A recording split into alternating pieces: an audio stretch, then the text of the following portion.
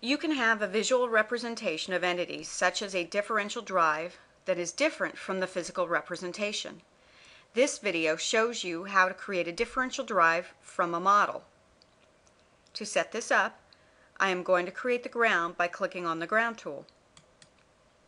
Now I am going to 3D Warehouse to get a model by clicking on File, 3D Warehouse, Get Models.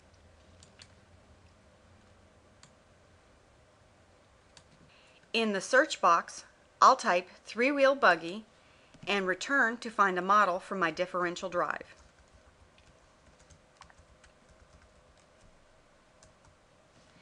"3D Warehouse" has models of varying complexity. You should get models that are not too complex because complex models with lots of polygons, can take longer to export. Let's take a simple model. Click on Download Model. Answer yes to load the model into SketchUp. Place the model near the origin.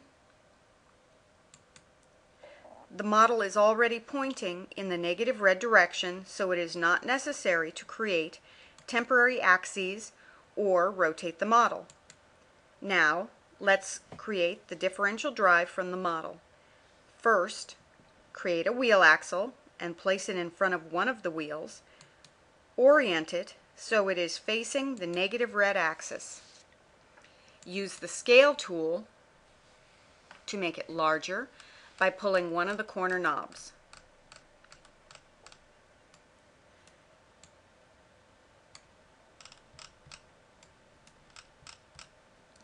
Scale one side of the wheel axle to align with the outside of the model's wheel. Then do the same for the other.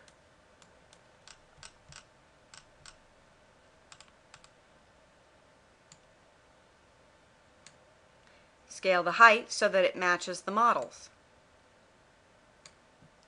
Scale the back of the wheels to match the model's wheels.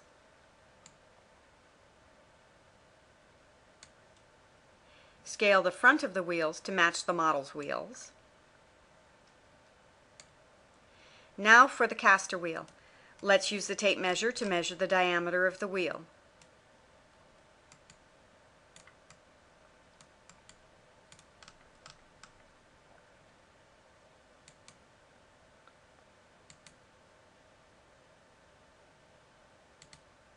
The wheel is 2 feet 6 inches wide.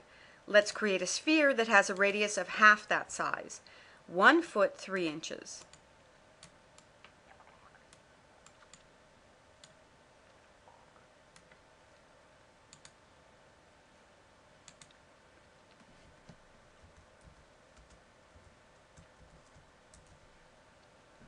Let's move the sphere to position it over the caster wheel.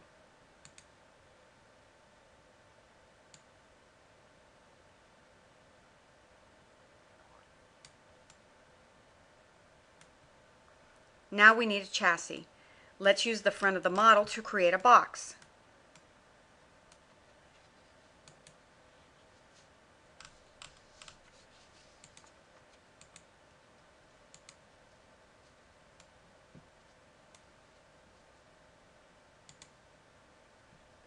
Now resize it as needed.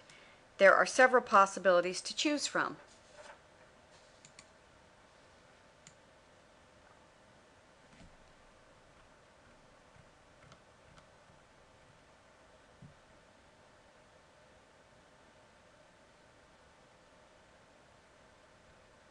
I will choose the very back of the differential drive. Now hide the model.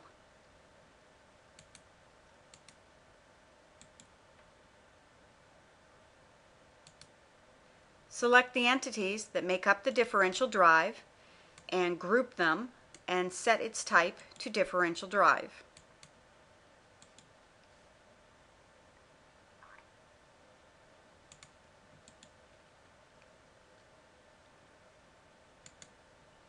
Double-click on the differential drive to go into it and then select the wheel axle.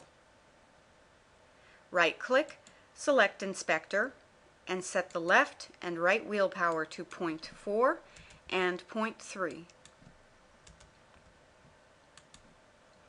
Click anywhere outside the model to exit the context of the differential drive. Click Edit, Unhide, All, so we can see everything. Click on the differential drive, then holding down the Shift key, select the mesh. Right-click and set Attach Mesh. Now the visual representation of the differential drive is the model. Often, if you want to have bumpers on your robot, you want to place the bumpers relative to the model. Let's add a couple of bumpers 2 inches thick to the sides of the differential drives relative to the model that we just attached.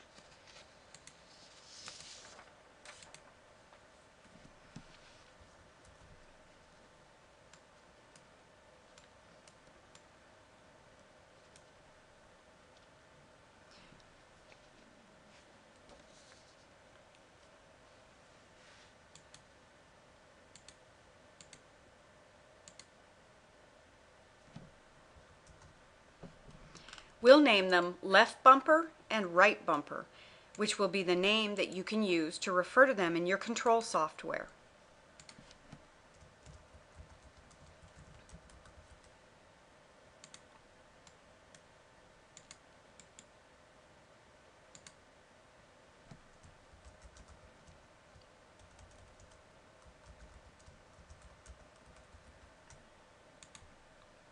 Select both bumpers, create a group, set its type to bumpers, and attach it to the differential drive.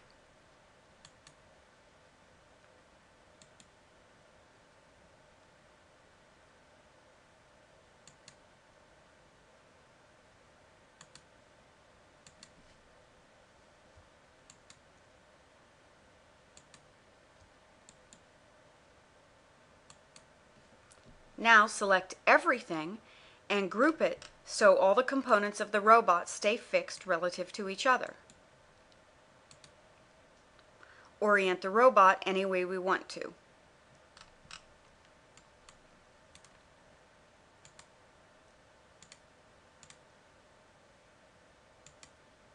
Click Export to export the robot.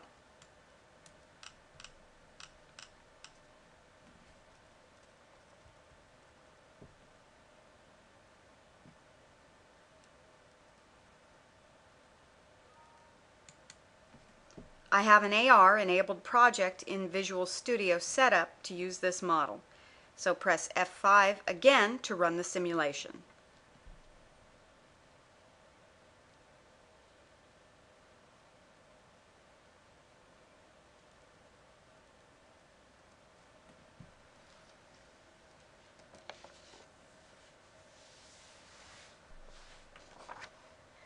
When I set Render to combined mode, you can see the physical representation, visual representation, and the bumpers on the side. You can see other how-to videos on the Learn page of this site.